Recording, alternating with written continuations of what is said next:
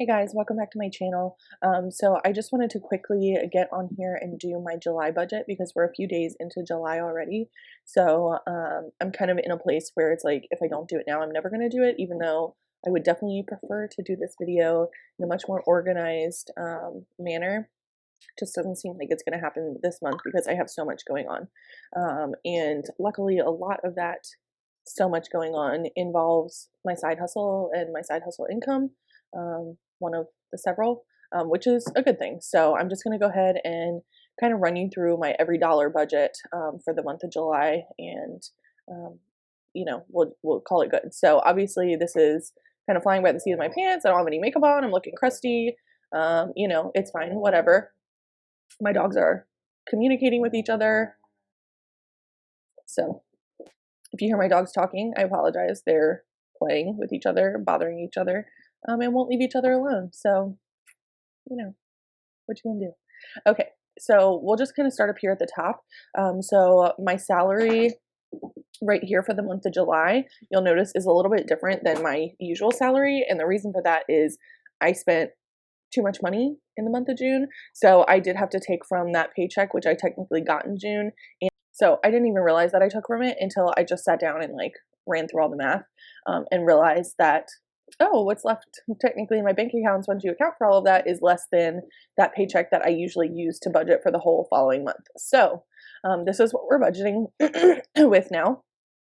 And then usually you'll see that all of my side hustle incomes, I don't put in the planned column, but I literally needed to in order to make some of the changes to my budget that I wanted to.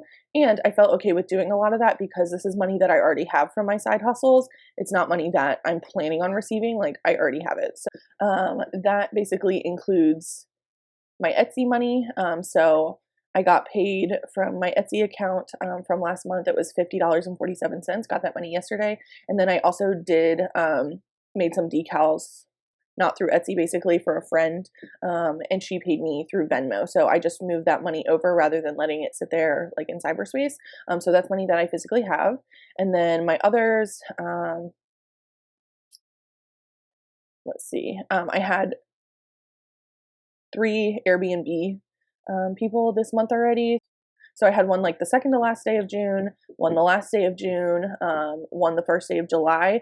The reason I put them in this month is because that money didn't get placed over into my account until it was in July, so I'm counting it as July income. Twinspires, this is money that, like, I don't know, last year for like the Preakness or something, they had a deal on, like, I don't know, some gambling situation that's like, if you sign up and put $5 in, they'll give you $23. So I had done that and never got the money back out. So I just finally transferred it back out to my bank account.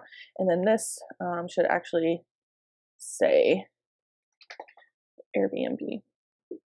So this is a guest that I actually have here right now. They're staying for 2 nights. So they'll be leaving tomorrow. So I'll get that money once they leave. So that's all my income that I have planned. Technically, I could put that as received, but whatever, because I have received it already. So what we're actually planning the month with is $3,289.93.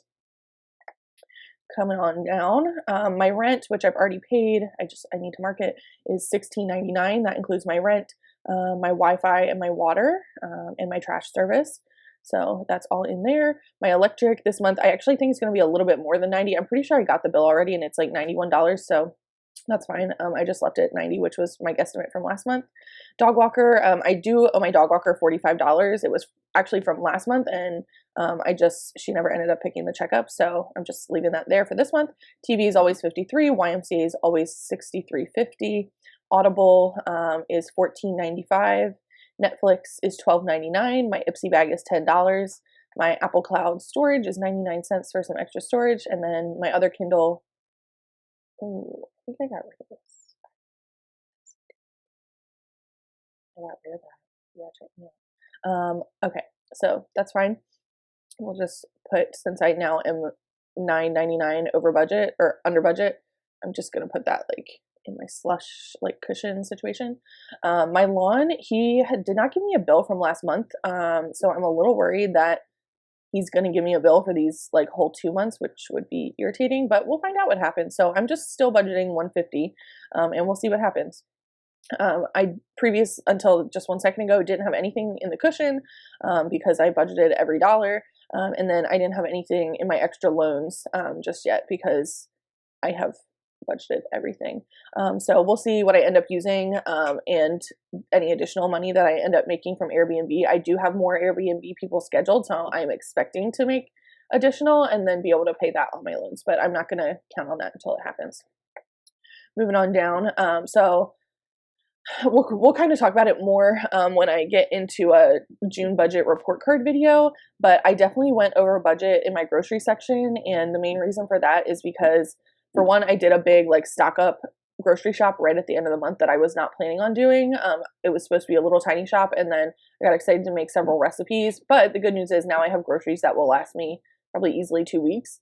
And then the other thing is that my produce, like my local produce box or whatever, I forgot that they charge me monthly. I thought I had paid in full at the beginning of summer, but I did not. So I just bumped that up a little bit to give myself a little more wiggle room. Similarly, bumped up my eating out budget. I've been having a lot of friends come to town because like I live at the beach and want to hang out, and I want to see them because they're around and I don't see them very often. So I want to have the space in my budget for that. So I just went ahead and bumped that up a little bit so I don't have to be so bothered by it. Same thing with slush fund. Basically, if I go to the beach or anything, I have to pay for parking, and I love going to the beach and I love summer and it's my happiest time of year, so I'm not going to limit myself from doing that.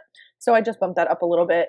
Unbudgeted, I left the same at $100, and then I also gave myself a business section, so in case I have to buy anything else for my Airbnb people or for my Etsy stuff, which I will be needing like envelopes and things like that. I just wanted to actually give myself an allowance for that rather than just taking it out of unbudgeted and then feeling bad when I go over. Moving on down to my debt. So my credit card is right here. My minimum payment is $42, and then I'm planning to make at least an extra payment of $108. I definitely will end up probably doing more extra payment than that, but that's just what I'm counting on. And then, as we talked about, I think in my last budget video, I broke out all my loans into what they actually are. So all of these amounts, it's all for the same loan, but every single semester they give you a different loan. So technically it looks like 10 loans, but it's basically all the same. They do have all different interest rates. So loan number 10 is the one that I'm attacking right now because it has the highest interest rate. But the amount that I put for planned is just the breakout of all the amounts for the minimum required payment. And then anything additional I will be paying onto loan number 10. On down into my sinking funds. I do not have any plans to add anything into my sinking funds this month because the budget's a little tight because I overspent last month, and that is what it is. The good news is I don't think I will need anything. Like I'm not going to need a gift or anything for my pets this month that I'm aware of.